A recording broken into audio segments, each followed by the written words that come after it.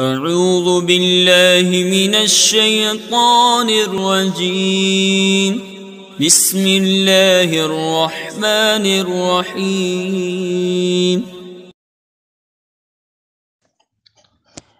کیا جار مجرور کو فعل ناقص کے متعلق کر سکتے ہیں؟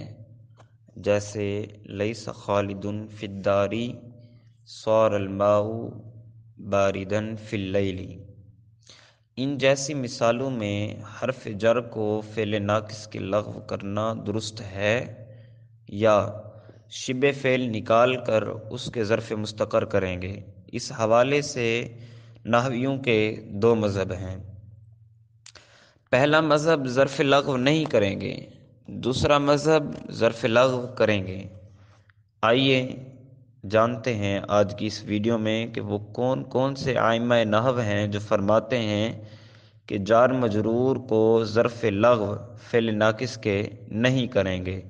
ان کے نام ان کی دلیل بھی سنتے ہیں، اور وہ کون سے ائمہ نحو ہیں جو فرماتے ہیں کہ جار مجرور کو فعل ناقص کے لغو کر سکتے ہیں۔ نیز اصح ترین قول کون سا ہے وہ بھی آج ہم جانیں گے انشاءاللہ الکریم۔ اس میں دو مذہب ہیں۔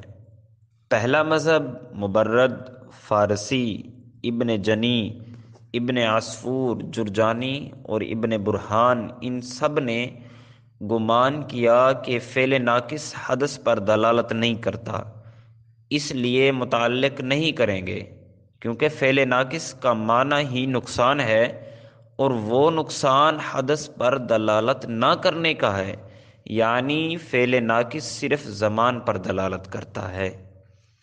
ان کے نزدیک جار مجرور کو فعل ناقص کے متعلق نہیں کر سکتے۔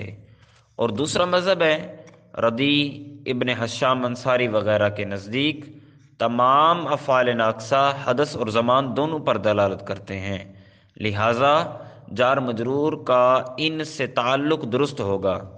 یہ مذہب اصح ترین ہے، اور ابن حشام انصاری علیہ رحمہ نے تمام افعال ناقصہ سے لیسا کا استثناء کیا ہے، لیکن شیخ رضی کے نزدیک لیسا بھی حدث اور زمان دونوں پر دلالت کرتا ہے۔